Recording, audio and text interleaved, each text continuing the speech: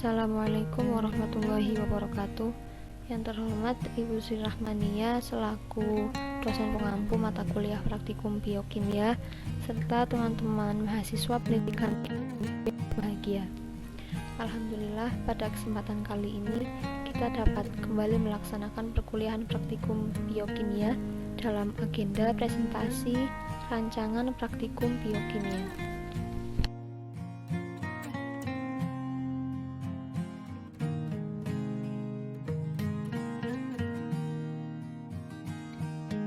Saya Anissa Nur Istiqomah sebagai pemateri 1, kemudian rekan saya Afika Alivia sebagai pemateri 2, dan Suraya Nur Isati sebagai pemateri 3. Dalam presentasi rancangan praktikum ini, kami membahas 3 poin.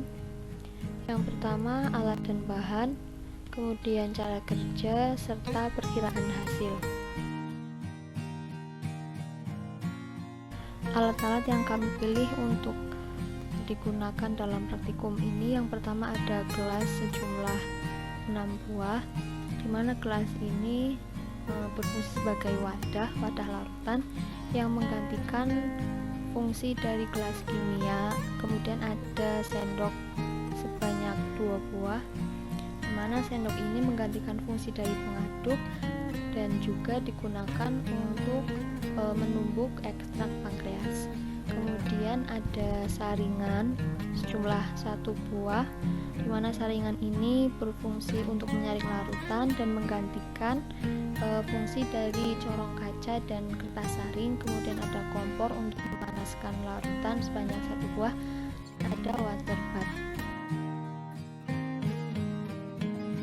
Selanjutnya, bahan-bahan yang kami pilih untuk digunakan dalam rancangan praktikum ini, yang pertama ada ekstrak pankreas sejumlah 4 tablet, di mana ekstrak pankreas ini merupakan sumber enzim. Kemudian ada ekstrak kunyit yang berfungsi sebagai indikator alami. Kemudian ada air sebanyak 20 ml untuk melarutkan ekstrak pankreas. 20 ml di sini setara dengan 1,5 sendok makan. Kemudian bahan yang terakhir adalah susu sebanyak total 15 ml yang nantinya akan digunakan pada masing-masing 3 buah gelas, di mana masing-masing gelas menggunakan 5 ml susu atau setara dengan 1 sendok makan susu. Yaitu cara kerja. Yang pertama, kita lakukan preparasi enzim. Mula-mula digerus terlebih dahulu 4 tablet ekstrak pankreas. Lalu ditambahkan 20 ml aquades. Untuk melarutkan, aduk terus-menerus sampai sebagian besar larut. Setelah itu, disaring dan diambil filtratnya. Lalu diambil 1 ml filtrat dari ekstrak pankreas, kemudian dididihkan dan dibiarkan mendingin kembali sampai suhu normal. Setelah itu masukkan filtrat ini ke dalam gelas D. Langkah selanjutnya yaitu diambil 1 ml filtrat dari ekstrak pankreas, dimasukkan filtrat ini ke dalam gelas E tanpa pendidihan. Dan yang terakhir, diambil 1 ml air, masukkan ke dalam tabung F. Yang kedua yaitu preparasi sampel. Mula-mula disiapkan 2 gelas, beri label A, B, dan C. Setelah itu ditambahkan beberapa tetes ekstrak kunyit ke dalam masing-masing gelas. Lalu ditambahkan 5 ml susu ke dalam masing-masing gelas. Kemudian diaduk hingga homogen. Nah, setelah itu dimasukkan ketiga gelas ke dalam water bath selama 5 menit. Nah, kelompok kami memilih water bath untuk tidak diganti dikarenakan water bath ini memang bisa menjaga suhu agar tetap konstan. Sehingga apabila diganti dengan alat seadanya di rumah itu tidak memungkinkan untuk menjaga suhu agar tetap konstan. Jadi kelompok kami tidak terlalu memaksakan untuk mengganti alat yang ada.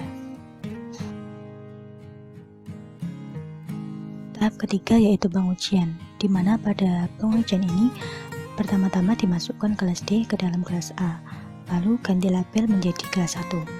Setelah itu dimasukkan gelas E ke gelas B, lalu ganti label menjadi gelas 2, dan dimasukkan juga gelas ke gelas C diganti dengan tulisan gelas 3. Nah, untuk tahap awal ini pencampuran dilakukan secara bersamaan. Setelah itu diaduk hingga homogen. Nah, setelah diaduk dilakukan inkubasi. Kemudian tahapan terakhir yaitu diamati dan dicatat waktunya ketika terjadi perubahan warna. Pada suhu sangat rendah, aktivitas enzim dapat terhenti secara reversibel. Kenaikan suhu lingkungan akan meningkatkan energi kinetik enzim dan frekuensi tumbukan antara molekul enzim dan substrat, sehingga enzim menjadi aktif. Pada suhu di mana enzim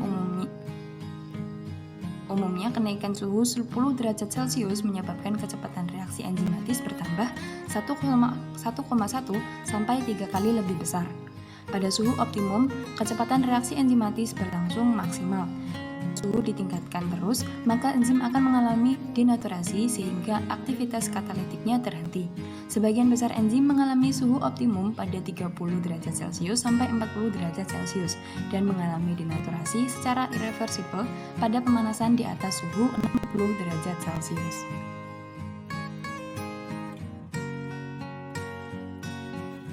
Sekian yang dapat kelompok 3 sampaikan.